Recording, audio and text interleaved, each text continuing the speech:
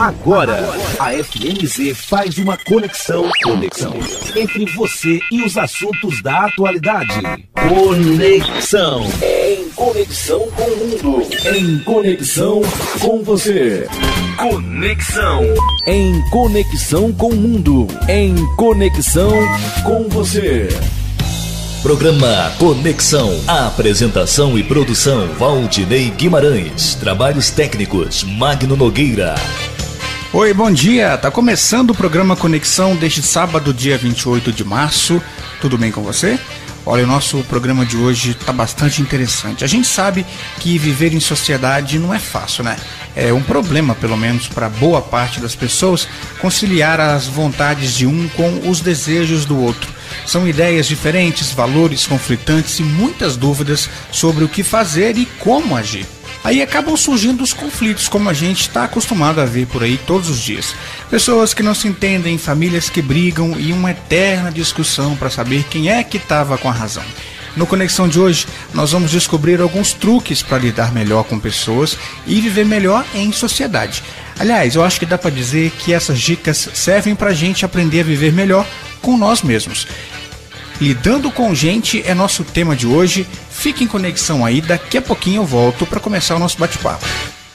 Conexão. Hoje no Conexão nós vamos conversar sobre comportamento humano, sobre lidar com gente. Para isso, eu convidei o Maurício Ruiz, ele é hipnólogo e pesquisador do comportamento humano. Maurício, muito obrigado por dedicar o seu tempo, seja muito bem-vindo aqui ao Conexão. Bom dia para você. Bom dia, muito obrigado a todos aí de casa que estão abrindo seu espaço, seus ouvidos, suas casas, para saber um pouco mais sobre o comportamento e porque alguns especialistas trabalham com comportamento humano, modificam tão fácil os estados das pessoas. E é isso que nós viemos fazer aqui. Bom, Maurício, pra gente começar o bate-papo, tem um ditado que eu costumo ouvir muito, que as pessoas falam assim: eu prefiro mexer com bicho do que mexer com gente. E aí eu vou fazer logo a primeira pergunta, que é: por que é tão difícil lidar com o tal do ser humano? Ok, bom, primeiro aquilo da palavra difícil, né? Por que é difícil fazer alguma coisa? Por que é difícil fazer alguma coisa? Todas as pessoas, elas aprendem desde cedo a lidar com os pensamentos delas. Elas aprendem a lidar também com os comportamentos dela. Você, desde criança, você vai lá, aprende a falar, aprende a andar, vai para a escola. Mas pouca gente passa para os filhos e treina os filhos, ou a gente tem pouca oportunidade de aprender sobre os sentimentos. E essa é a maior razão porque as pessoas acham as coisas difíceis. Então, a gente que trabalha com comportamento humano, a gente tem algumas estratégias que são como mudar o pensamento das pessoas. E a palavra difícil é sempre atribuída a alguma coisa que eu não sei fazer ainda. Então, quando eu falo assim, eu acho difícil lidar com pessoas, né? Eu poderia até achar isso há 10 anos, 15 anos atrás. Hoje eu não acho. Eu acho o ser humano muito fácil de lidar e muito previsível em seus comportamentos. Porque todos os seres humanos são motivados pelas suas emoções. Basta que você aprenda a lidar bem com as emoções das pessoas e com a sua própria, começando por você, que você vai começar a achar fácil lidar com as pessoas. Já com o animal, como ele é racional, mas ele também tem alguns padrões de comportamento. Esses comportamentos dos animais também são baseados em sentimentos. Você não vai chegar perto de um cachorro bravo e tentar passar a mão nele. E por que às vezes um ser humano está bravo e você quer modificar o estado dele tão rapidamente? Então existem algumas técnicas, algumas maneiras que a gente ensina as pessoas, sim, a lidar com si próprio e com o outro. E é esse o nosso trabalho. Porque, Maurício, é uma coisa... Você falou que não é difícil, né? É muito, muito bacana essa abordagem. A gente às vezes fala, não é tão fácil fazer dessa forma. E aí eu faço uma pergunta para mim mesmo. São as perguntas que modificam o ser humano. Qual seria a maneira mais fácil de eu resolver isso? Um exemplo que eu gostaria de dar é, por exemplo, a gente precisa, no ambiente de trabalho... Estou citando o trabalho, mas não é só, tem em casa, na família também. Mas às vezes a gente tem que conviver em sociedade, às vezes é difícil conciliar a nossa vontade com a vontade da outra pessoa.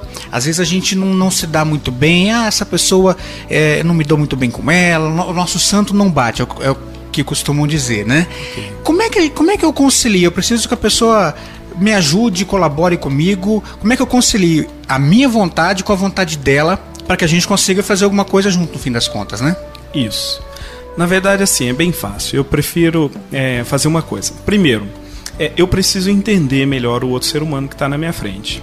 As pessoas têm características diferentes e todo mundo sabe. A minha pergunta é, o que tem de padrão, né? Ou seja, o que se repete em cada uma pessoa dessa que é diferente que eu lido com ela? Então a gente tem uma regrinha que a gente esquece lá atrás, quando está na escola, a gente aprende lá a falar sobre a audição, a visão, o tato, o olfato, né? Nós trabalhamos com programação neurolinguística e a programação neurolinguística vem falar para nós o seguinte: cada ser humano ele tem preferencialmente um canal de comunicação com o outro. Uns preferem se comunicar usando mais a visão, e essas pessoas a gente chama de mais visuais. Então são as pessoas que gostam de estar mais alinhadas, mais arrumadas, elas gostam de conversar com você olhando olho no olho. Já outras pessoas são mais auditivas, ou seja, elas preferem a audição. São essas pessoas que geralmente elas inclinam a cabeça, assim como você está, né? Agora me ouvindo. Essas pessoas, às vezes, elas viram o ouvido para o lado da gente, ou seja, ela está dando aquela característica de atenção para você. E também tem as pessoas que a gente chama de mais sinestésico, ou seja, ela usa mais as sensações, que seria o tato, o olfato, né? E o paladar. Como a gente costuma não cheirar nem lamber muitas pessoas por aí, a não ser em casa, então a gente diz que essas pessoas são sinestésicas, ou seja, elas usam outros canais de percepção. Basta que eu comece a entrar no canal de percepção dessa pessoa que ela começa a se sentir muito parecida comigo. Então a gente chama isso de um processo de sintonia. A gente ensina técnicas para como fazer isso.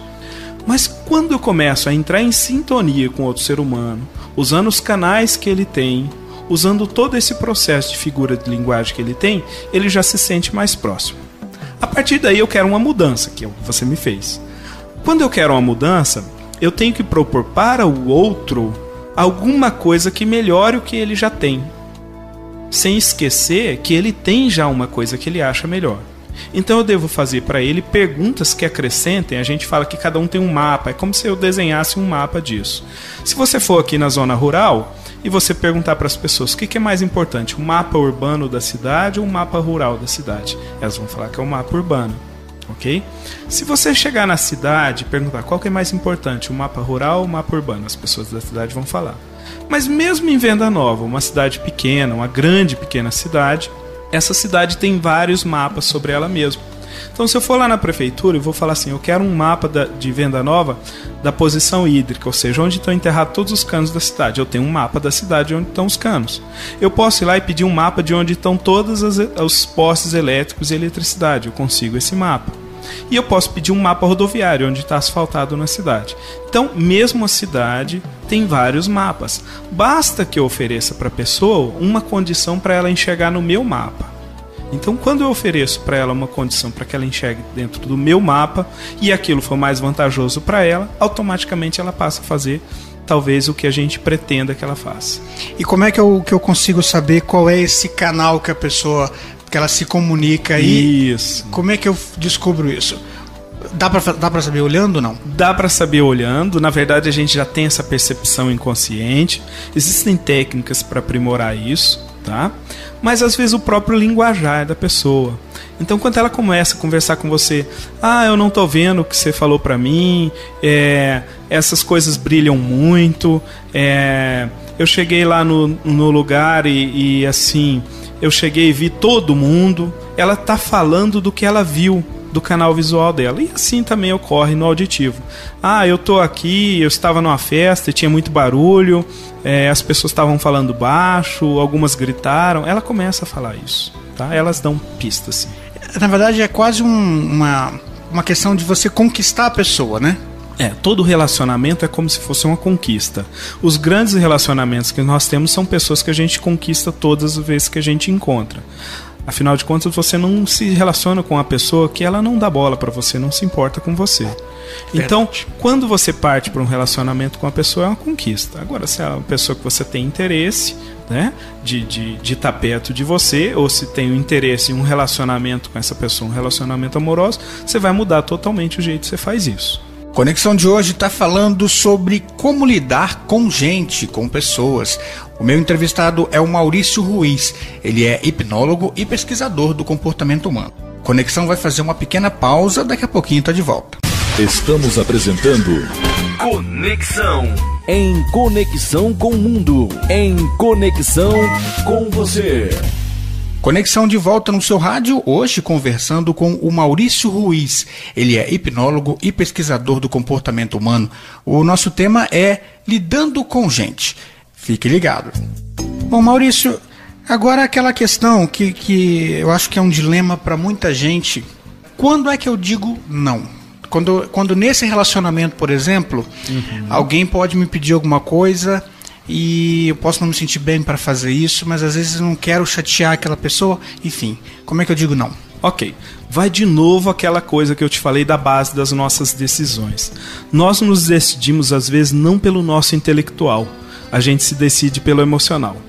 Basicamente, todas as pessoas que elas não estão sabendo como dizer não, elas têm medo e culpa segurando elas. Medo de falar não e magoar outra pessoa, né? E culpa, a culpa de não fazer o que a outra pessoa espera e não ser aceita no relacionamento. De novo, volta às emoções.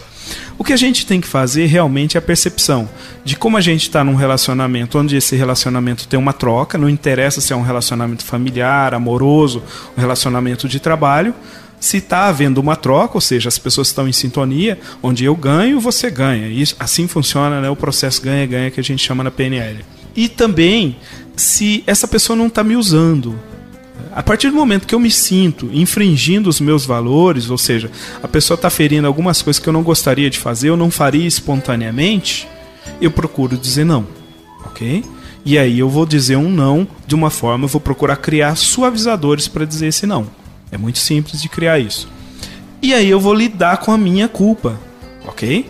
Então algumas pessoas têm tanta culpa que carregam desde a infância com problemas emocionais, que quando elas não conseguem resolver esse de aprender a falar não sem culpa, a gente indica para essa pessoa fazer uma terapia, né? Nós fazemos alguns processos terapêuticos justamente para isso.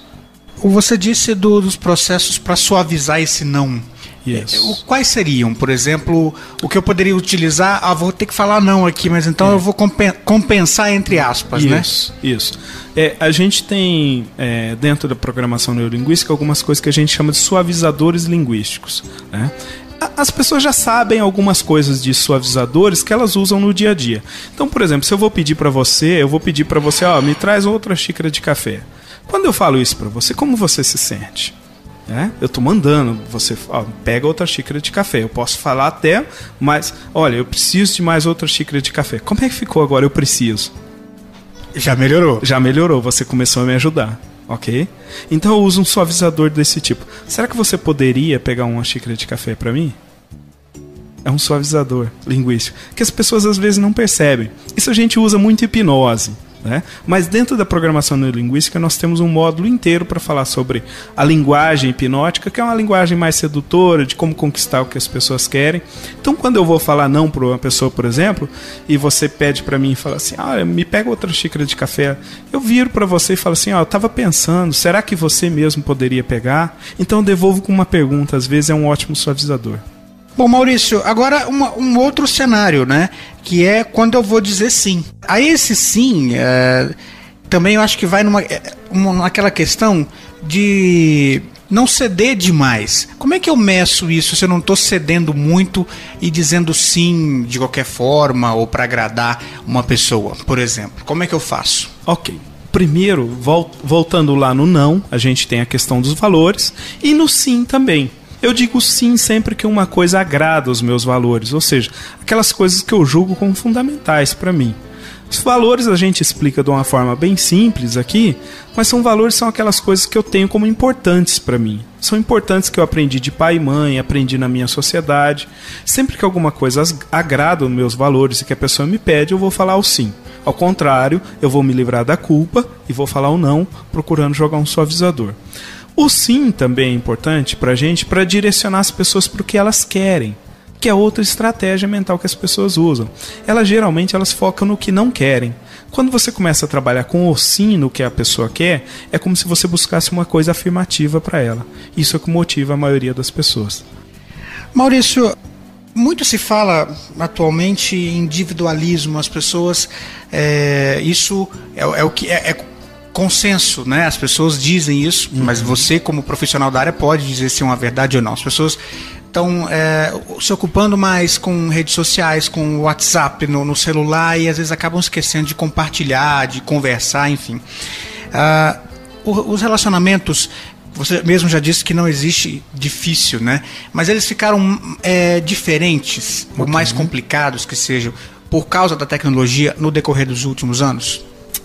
Veja bem, nós como estudamos o comportamento humano, a gente vai numas perguntas, são as perguntas que trazem resposta pra gente, é como se fosse a filosofia, né? Então nós vamos filosofar sobre os sentimentos das pessoas.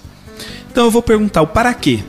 Para que as pessoas, às vezes, elas deixam de estar num ambiente público, ou elas deixam de se reunir, ou mesmo num restaurante, numa mesa, as pessoas começam a buscar lá o Facebook ou outras mídias sociais e estão se comunicando com quem não está perto. Bom, primeiro nós temos lá um processo todo evolutivo que o homem gosta muito de viver como se fosse em matilha. Mas parece um contrassenso. Se eu estou diante de uma pessoa que está aqui e eu estou me comunicando com outras que estão fora, eu não estaria nesse contrassenso? Aparentemente sim, mas na verdade não. Se a outra pessoa já está ali comigo, é porque a aceitação dessa pessoa eu já tenho, ok? Essa pessoa já compartilha comigo. Então a intenção positiva das pessoas que estão dentro disso é buscar aceitação em outras classes. Elas buscam aceitação em classes sociais maiores, elas buscam expandir as aceitações delas em outras classes sociais. O ser humano está sempre buscando aceitação. Quando ele tem aceitação de um determinado grupo, ele sempre quer estar ligado àquele grupo. E é isso que as redes sociais fazem muito bem.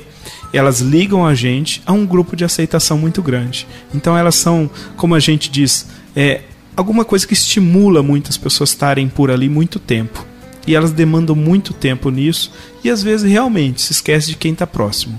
Porque aí acaba sendo um risco. Essa pessoa, ela está conquistando, né, um grupo, mas ela está esquecendo de quem está do lado dela. É perigoso ela perder esse grupo que já está ali, né? A gente fala hoje que está acontecendo a valorização, né, do ausente e uma desvalorização do presente. Ou seja, a pessoa que está ali diante de você, ela está te dando um presente que é a companhia dela, é a qualidade de atenção dela. Então o que a gente ensina é assim: para quê? Para que eu quero manter o relacionamento com aquela pessoa, se aquela pessoa que está ali diante de mim é mais importante do que o grupo que eu estou me comunicando?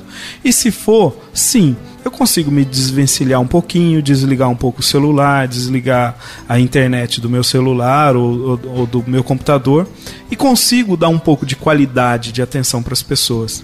As pessoas às vezes esquecem de uma coisa: existe um processo entre quantidade de atenção e qualidade da atenção. Na verdade, o que mais importa para as pessoas não é a quantidade de atenção, e sim a qualidade. Quando nós estamos diante de outra pessoa e nós estamos dando qualidade de atenção para aquela pessoa, a gente se sente aceito e a gente se sente valorizado por ela. Então basta que eu divida um pouquinho. Olha, eu vou conversar com você, mas eu preciso responder algumas mensagens aqui. Em 2 minutos a gente retoma a nossa conversa, né? Então isso é ter educação com o outro, sim, de valorizar ele, de quem está diante de você, e aumentar a qualidade de atenção.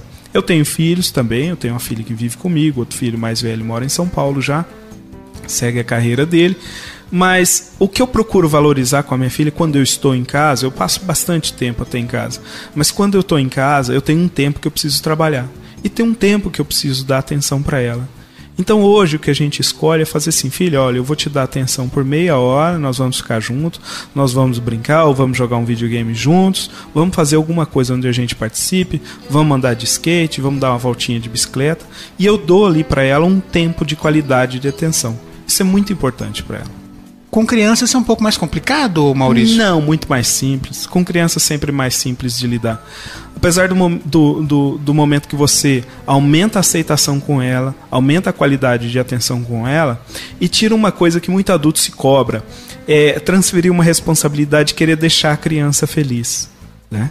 Então eu devo entrar com a criança sempre neutro e eu vou acompanhando para onde ela está. Eu não procuro alegrar as crianças que estão diante de mim inicialmente, mas eu procuro ser neutro para sentir um pouco dela. Lembra que eu te falei lá no início da gente entrar em sintonia com o outro? Eu entrando em sintonia com o outro, eu tenho que entrar na mesma percepção que ela está, ou neutra. Então com a criança é muito mais fácil você entrar neutro e levar ela para o estado que você quer. Mas o que é ser neutro aí nesse caso? Ser neutro nesse caso, quando eu vou lidar com uma criança, se a criança está muito tristonha, às vezes as pessoas erram, chegam perto da criança querendo brincar muito, né? Nesse caso, entrar neutro é entrar com pouco sentimento, mesmo percebendo qual que é o sentimento que ela tá. Até se ela tiver um pouquinho tristinha, você faz uma semblante, uma cara, acompanha, ela tá valorizando aquele sentimento dela, né? Porque aí você vai mudar o estado de espírito dela, que é outra coisa importante no relacionamento. As pessoas esquecem que elas têm estado de espírito e sentimentos. Estado de espírito é aquela coisa que eu acordei hoje e falo assim, poxa, hoje eu estou chateado. E a pessoa às vezes passa o dia inteiro chateado, não é? Raiva. Alguém, né, chutou minha canela lá, bateu, me deu um empurrão, eu fiquei com raiva. Aquela raiva vai passar em 5, 10 minutos. Agora o estado de espírito, ele parece que gruda mais na pessoa. Sim. Então, o que muda o estado de espírito, volto a falar, as coisas que mais modificam o ser humano são as perguntas.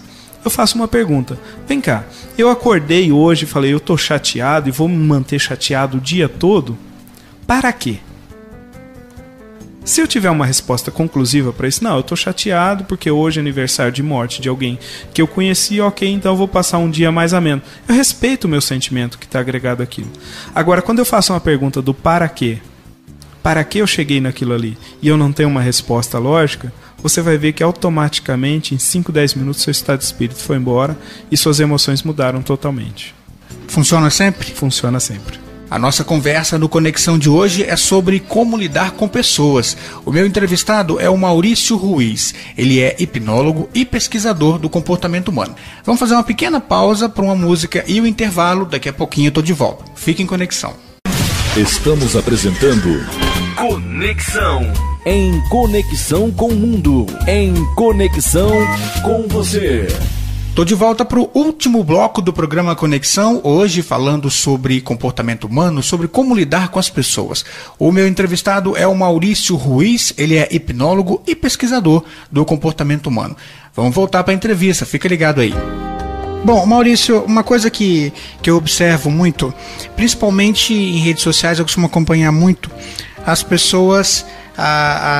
A direita e a esquerda na política, a direita que a gente vê e a esquerda que a gente vê nas redes sociais. Não vamos entrar no mérito da política a fundo, se isso aí é uma esquerda de verdade, uma direita de verdade. Mas o que acontece? As pessoas parecem que não se colocam no lugar de outras. Elas nunca se entendem. Faz parecer que um lado é sempre ou 100% certo ou é o 100% errado. Aí eu estou imaginando aqui que isso aconteça em outros níveis. As pessoas não se colocam no lugar umas das outras. Isso é uma realidade? Isso é aquilo que nós falamos lá no início. Lembra que eu te falei dos mapas? E aí eu vou lá para um engenheiro hidráulico da prefeitura e falo assim, esse aqui é o mapa correto de Venda Nova? Ele olha o mapa de todos os canos e fala, não, esse mapa é o correto. Então ele vai olhar com os olhos dele, ou seja, com a interpretação dele. Eu vou no engenheiro elétrico e mostro o mapa de onde estão os postos de fiação, pergunto para ele, esse mapa está correto? Ele vai olhar para aquilo e olhar com os olhos dele e vai falar, sim, esse mapa está correto. Agora, se eu trocar os mapas e perguntar para o engenheiro elétrico, esse mapa está correto? E der o mapa hidráulico para ele, o que ele vai falar? Imagino que ele não vai entender, né? Ele não vai entender. Então é isso que as pessoas procuram fazer. Mostrar para elas o seu mapa como sendo correto. Na verdade, o mapa é sempre correto para nós mesmos. Agora, a partir do momento que eu quero expandir o outro, eu chego e falo para ele, olha, eu tenho aqui, nesse caso, eu tenho aqui o mapa hidráulico de Venda Nova, ok? Você vai sobrepor ele por cima do seu mapa elétrico e vai ver se as ruas estão certas.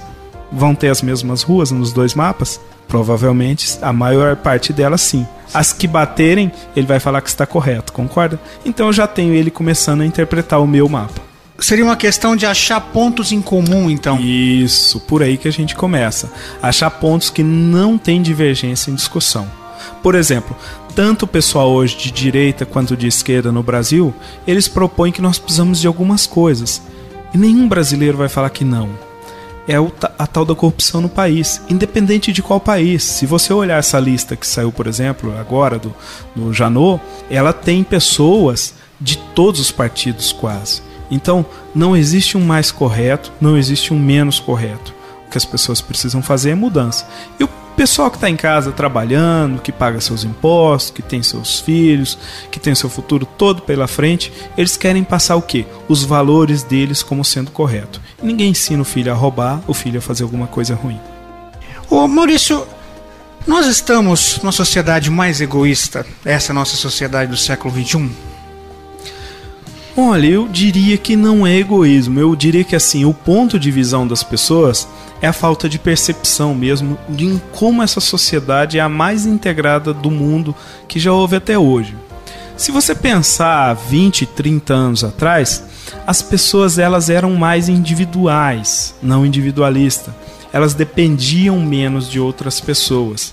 Se eu olhar para você, por exemplo, você está segurando esse microfone, eu também segurando um, e a gente perguntar assim, de onde veio esse microfone? E a gente começar a fazer uma análise. Esse microfone deve ter vindo para cá de outra cidade, não foi fabricado aqui. Ele tem peças de plástico que vieram do fundo do mar para tirar o petróleo. Então ele tem lá 1.500 funcionários trabalhando só na extração desse petróleo diretamente. Isso está ligado a uma empresa que gera empregos num país. Esse petróleo foi transportado para a terra. De lá ele foi industrializado. De lá virou uma espuma e só cobre a ponta do nosso microfone. Se a gente falar nos componentes elétricos, a gente vai para a China, provavelmente onde foi feito esse microfone. Chegando lá, a China precisou de metais. Alguns vieram do Brasil, alguns vieram da África, alguns vieram dos Estados Unidos. Então você tem peças e componentes, às vezes num simples microfone, um rádio que a pessoa tem em casa, vindo do mundo todo. Então eu costumo brincar com as pessoas quando eu dou palestra, eu falo assim, quantos empregados você tem? Aí eu falo que eu tenho 2 milhões, 3 milhões de empregados trabalhando para mim, e as pessoas não percebem. Quando eu começo a demonstrar para elas que uma simples garrafa de água mineral que está ali na plateia, ela tem milhões de pessoas envolvidas para ela chegar ali só para mim beber aquela água mineral. Desde a fabricação do rótulo, da tampa, da inscrição da letra, registros, patentes, marcas, governo, tem muita coisa envolvida ali. Então eu falo, as pessoas às vezes falta de percepção de tanto que nós estamos interligados nesse mundo. Hoje, mais do que nunca, nós não fazemos as coisas sozinhos. Se você pensar num homem aí há 500 anos atrás, provavelmente a própria pessoa fazia a roupa dela. Hoje a sua roupa tem algodão do Brasil, um pedaço da China, um pedaço de cada lugar. Então, na verdade, falta mesmo a percepção de que nós estamos mais unidos, mais conectados do que nunca no mundo.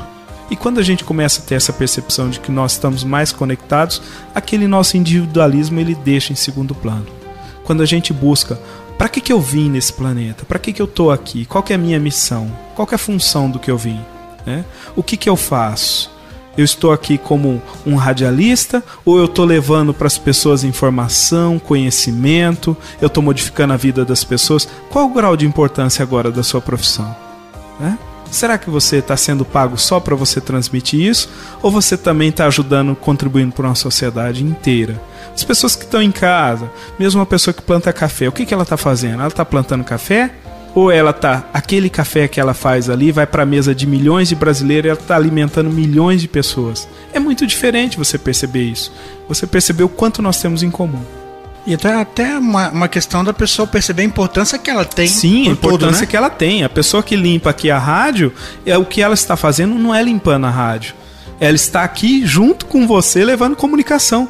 Porque a partir do momento que ela não limpa, a pessoa que não faz o cafezinho para agradar aqui as pessoas que vêm, então não está sendo cumprida todas as funções dessa empresa. Então cada um de nós tem uma importância muito grande no processo. Né? Quando a gente pensa nisso, é muito maior do que nós mesmos.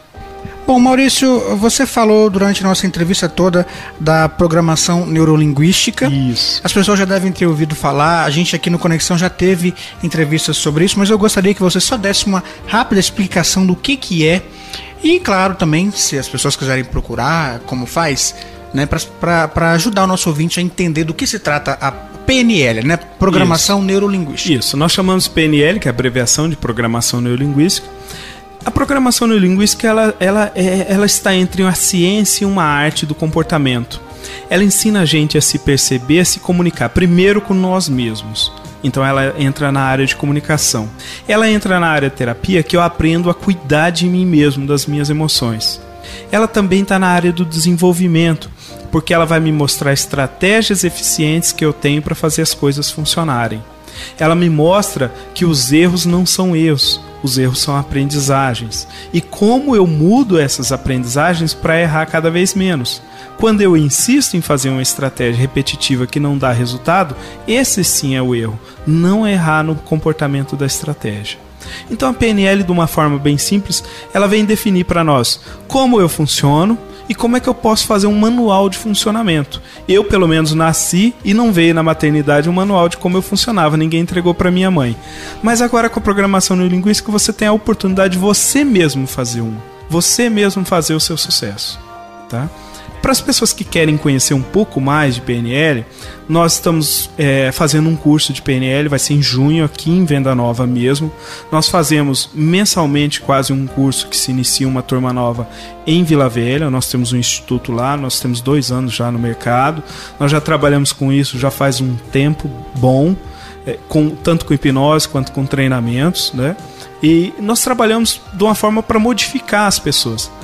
Conversei hoje com Maurício Ruiz, ele é hipnólogo e pesquisador do comportamento humano. Falamos inclusive sobre comportamento humano, sobre como lidar com as pessoas. Maurício, muito obrigado novamente pela sua participação. A gente sempre abre o espaço no fim do programa para o nosso convidado fazer as considerações finais. Fique à vontade então para dizer as suas palavras. Bom, agradecer mais uma vez, né, a rádio de permitir para nós de adentrar o seu espaço e aqui junto adentrar a casa do ouvinte. É uma oportunidade muito grande, porque mesmo que a gente tenha uma empresa e trabalhe comercialmente com isso, nós temos um desejo de mudança no outro. Nós às vezes não estamos buscando para que a pessoa faça um curso. Nós fazemos palestras gratuitas para quem não pode pagar. Nós já tivemos em Venda Nova várias vezes, porque o nosso maior desejo é um desejo de mudança. É uma busca constante que o ser humano tem e a gente quer fazer parte dessa mudança. A partir do momento que eu ofereço novas escolhas, as pessoas fazem mudanças. Agradecendo essa oportunidade, falar também para as pessoas que estão aí em casa e querem como eu busco a PNL, para quem tem aí a internet, nós temos um site, chama supleno.com, tá? Tem outdoor aí na cidade, para quem quiser buscar informações, e também temos um telefone em Vila Velha, que é o 3061-3252. E eu quero deixar para vocês um recado. O ser humano, ele nunca erra. Nunca. O ser humano nunca tem problema. Nunca. Basta que a gente mude a visão do que a gente precisa. Basta que eu coloque o foco no resultado.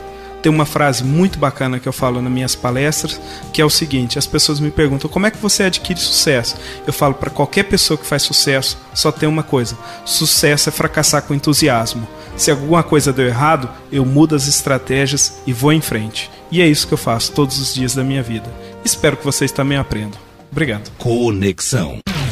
Conexão terminando. Hoje nós conversamos sobre comportamento humano, sobre como lidar com as pessoas. Você gostou do bate-papo?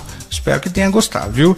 Não esquece que na semana que vem eu estou de volta, no sábado a partir das 11h15 e no domingo depois da missa. E tem uma novidade: toda segunda-feira o programa do fim de semana vai para o YouTube. Então você pode ouvir novamente, compartilhar e comentar se gostou, se não gostou do nosso programa. Também não esquece, pode mandar mensagem para nosso e-mail, jornalismo@radiofmz.com.br, ou se quiser também por telefone, 28 3546 3068. Semana que vem eu tô de volta, então a gente se fala no próximo sábado. Tchau, tchau. Conexão. Em conexão com o mundo. Em conexão com você. A número 1 do seu rádio. FMZ.